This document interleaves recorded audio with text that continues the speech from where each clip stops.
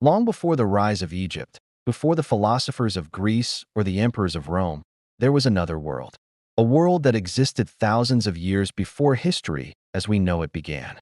It was here, in a land called Mesopotamia, that humanity took its first great leap towards civilization.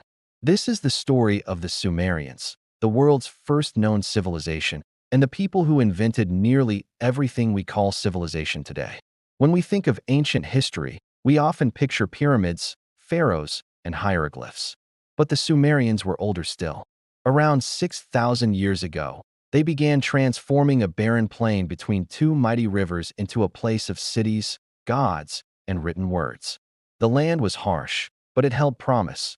The floodwaters of the Tigris and Euphrates brought life to the desert, leaving rich silt that made farming possible. Over time, the people who settled here learned to harness those rivers, digging canals, building levees, and forming networks of irrigation that fed an entire region. And from those first farmers came the first great cities on earth. The Sumerians called their land Ur, the land of the lords of brightness. We know it today as Sumer, the southern part of Mesopotamia, in what is now modern-day Iraq. Here, sometime around 4000 BCE, small villages began to grow. By 3500 BCE, they had become true cities. Eridu, Uruk, Ur, Lagash, Nippur, each one independent, each with its own ruler, its own temple, and its own god. To the Sumerians, their gods were everything. The divine governed every aspect of their world, from the rain and the floods to the success of their harvests and wars. The city of Eridu was said to be the first city on earth, founded by the god Enki himself. Enki was the god of wisdom and fresh water, the life-giver of the world. And from Eridu, civilization began to spread. Imagine walking through a Sumerian city around 3000 BCE. You would see streets of mud brick houses, narrow alleys, courtyards filled with goats and clay ovens. You'd pass craftsmen shaping pots, smiths hammering copper, merchants loading donkeys with goods for trade. At the city's center would rise the temple, a massive structure dedicated to the patron god or goddess. This temple wasn't just a place of worship. It was the heart of the city, a granary, a treasury, a record-keeping office, and a political headquarters all in one. The priests controlled the flow of grain, the allocation of land, and the administration of justice. Religion and government were one. As the cities grew, they needed organization. People began keeping records of harvests, taxes, and trade. At first, they used simple clay tokens and pictographs to count goods. But soon they developed something far more powerful: writing.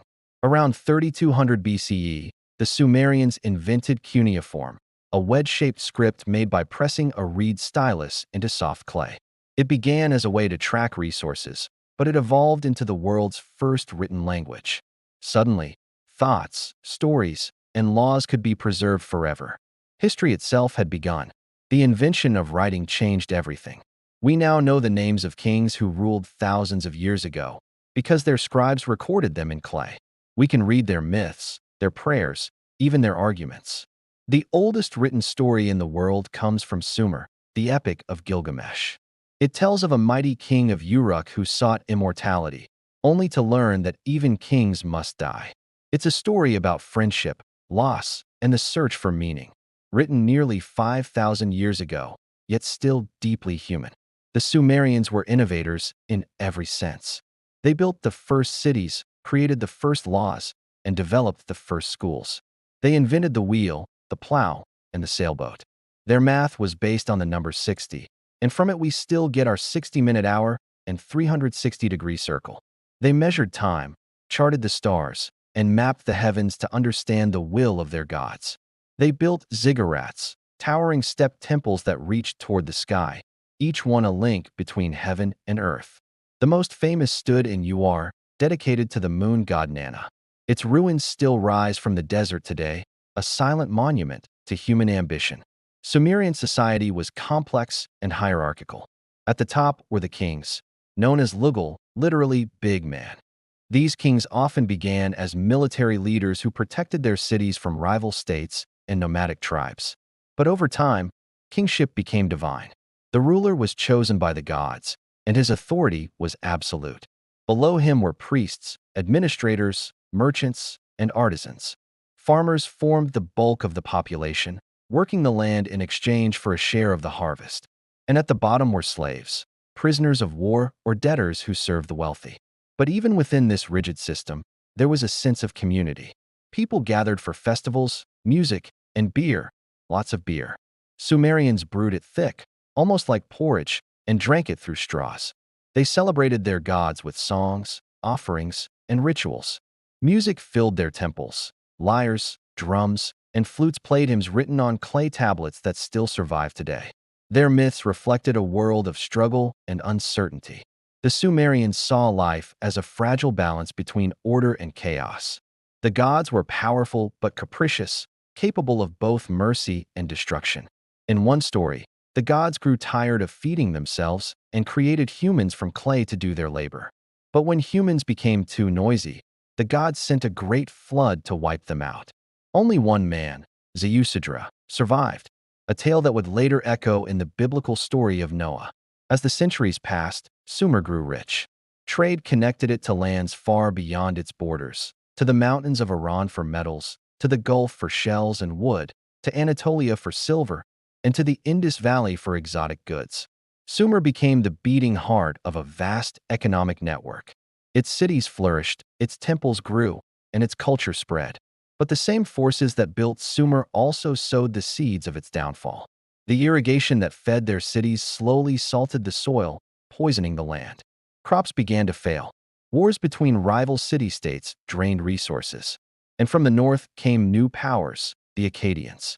Around 2330 BCE, a man named Sargon of Akkad conquered the Sumerian cities and united them under one rule. He created the world's first empire, blending Sumerian and Akkadian cultures. Though the Sumerians were absorbed, their influence lived on. The Akkadian language borrowed their script, their gods, and their myths. Even as their spoken tongue faded, the Sumerian written language continued to be used for centuries as a sacred and scholarly script. After Sargon, the region saw new empires rise and fall: the Gutians, the Ur-3 dynasty, and later the Babylonians. Each inherited the foundations laid by Sumer. The Code of Hammurabi, written centuries later in Babylon, owed its structure to earlier Sumerian laws. The architecture of ziggurats inspired temples across Mesopotamia. The stories of Inanna and Enki echoed in later myths of Ishtar and Ea. The Sumerians may have disappeared, but their world never truly ended. Today, most of what we know about them comes from the clay tablets they left behind. Millions of them, scattered across ruins and museum archives. Some record the mundane details of life: grain shipments, taxes, and marriage contracts. Others preserve poetry, prayers, and proverbs that sound surprisingly modern. "You should not boast today, for you do not know what tomorrow will bring," reads one Sumerian proverb, written over 4,000 years ago. Their words remind us that human nature, our hopes, fears, and wisdom, has not changed as much as we think. Archaeologists first uncovered the remains of Sumer in the 19th century. When scholars learned to read cuneiform, they realized they were looking at the world's earliest written civilization. The rediscovery of Sumer was like finding the first page of human history. And yet, even now, we are still deciphering what they left us. New tablets are unearthed each year, revealing more about their language, their beliefs, and their daily lives. When we think about the great leaps of human progress, writing, cities, law, timekeeping, we often imagine them as inventions of later cultures. But in truth, so much of it began in Sumer. The concept of the city itself, of people coming together under shared rules, shared labor, and shared gods, was a Sumerian creation. So was the idea of the written record, the contract, the school, and even the library. Their legacy is written not just in clay, but in the very structure of civilization. Every city skyline today, every courthouse, every calendar, every written word, carries a shadow of Sumer. When we look back at their world, we see our reflection, ancient, yet familiar. They dreamed of immortality, just as we do. They sought order from chaos, just as we do. They built, they worshipped, they fought, and they wondered about their place in the universe. The questions that haunted Gilgamesh are still ours. What is the meaning of life? What do we leave behind? In the end, the cities of Sumer crumbled into dust, their people forgotten for millennia. but their spirit endures. From the clay tablets of Uruk to the digital screens of today, the thread of civilization stretches unbroken, from the first marks in wet clay to the code that runs our modern world. The Sumerians were the first to write, the first to govern, the first to dream of eternity. Their story is our story, the beginning of humanity's long, unending quest to understand itself. The story of Sumer is the story of us, the first to dream, to build, and to fall. If you want to keep exploring the lost worlds that shaped our own, don't forget to subscribe, like this video, and share it with someone who still believes history matters. The past is not dead, it's waiting to be rediscovered.